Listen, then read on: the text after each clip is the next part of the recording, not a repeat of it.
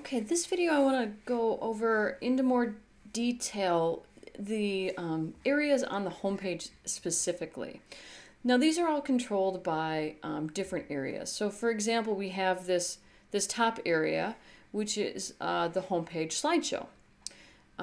This fading line all the way up at the top next to the logo. This is what's called the header quotes.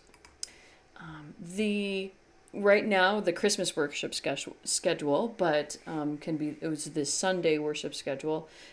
This is the service times. And then underneath it, this is actually the homepage area here. And then the center column, that's controlled by the events in the events calendar. So, and then I already went over this latest news and stories, which is handled by the posts. So these will all look fairly similar. It just helps to kind of have a breakdown of, so now if I need to change the Find Us here, that's a page. I'll go over here and I'm going to come to the pages over on this left-hand nav, and then I'll see home for the home page. And this is where that information is added. The whole concept behind this is that this information probably won't change very often, so that's why I left it on this home page here. So if you want to change things or add things to that, that will show up underneath the service times, just an FYI. So, but that's where this thing can be changed. So you can change out the phone number or address or something, or the hours change, etc. Then any changes you make, and then hit the update button, and they will make them live on the homepage.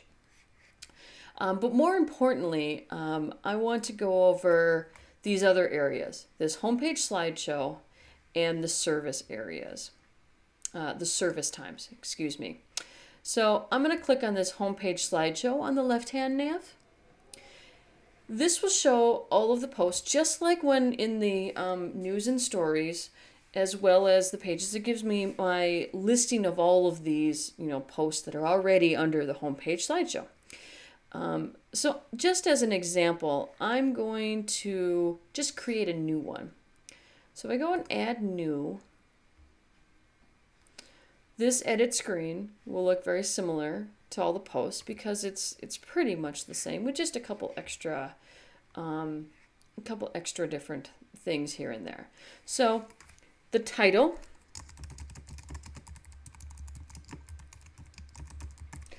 that'll be the slide title. That is, I'll scroll up here. It's going to be this larger text in this. You don't want to keep it. You don't want it too long because that is very large text. So then we'll have just a little bit of text. Remember, this is going to break if we put too much text in here. So maybe a line or two, it should suffice. Because the whole idea of this slideshow is to just be a teaser and then click here and learn more. That's pretty much what we want to do, is you want to call attention to other areas on the website using this slideshow. So let's say this is my really well thought out summary of this wonderful slide. And now what I'm going to do is I'm going to say read more. And then I'm going to highlight this. I'm going to make this a link. So I'm highlighting that. And again, I'm in the visual editor right now. This will look just slightly different in the HTML view, but it's the same concept. So I'm going to copy or just highlight that, and I'm going to insert edit link, and I'm going to, well, I'm going to highlight something else that's already on the website. So I'll just, well, it's going to be this right now. You can search through whatever the content is that's already existing on the website, or if it's an external link, for example, you can replace this with the link to whatever website it is, google.com or whatever it is. So, but I'm going to link to existing content, which is just under this little drop down here. So it may or may not be shown or hidden, and you can search through it So if you start typing in that, so now we can see, oh, about pastors and staff, that's another one. And once you click on something, it'll auto-populate that and actually automatically put in the title, which is when they hover over that link. That's what's going to kind of give you a little hint to what that link is. Okay, so I'm going to click Add Link, and there it is, my Read More link. One thing about the homepage slideshow is that there's a large image, a large spot for an image. So that is a featured image. This is, if you don't put an image, it's just it'll look kind of silly. I'll just put it that way. So I'm gonna go to my media library and let's see what I have in here. Do I have anything that I want to use? No, let's try uploading a new one. So I'm gonna go from my computer. I'm gonna take this photo of a bunny with a pancake on its head, because I think that is relevant. Okay. Title.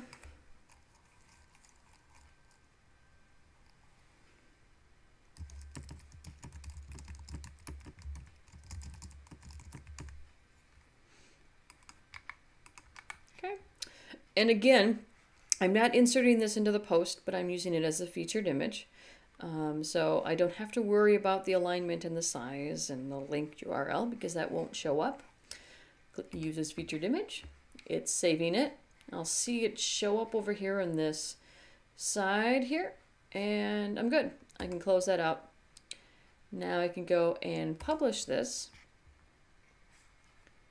And I'm going to go flip over to the live site and refresh. There's the picture of the bunny with the pancake on its head. And there's my Read More link. So that's adding an image or adding a slide to the slideshow. And it's going to just rotate around all of the slides that are already there. So now I can I'm going to move this to trash just because we don't want the bunny with a pancake on its head on the website, I'm assuming. So that's the slideshow. Now, if you want to edit an existing one, all it is it's the same kind of concept. Click on to edit that, make any changes to the text here, to the title, or swap out the image. You can hit this Remove Featured Image, and this will take away the existing image. And then I hit Set Featured Image, and it allows me to choose a different image. Same thing, upload it from my computer, or already look through the media library of something that's already uploaded.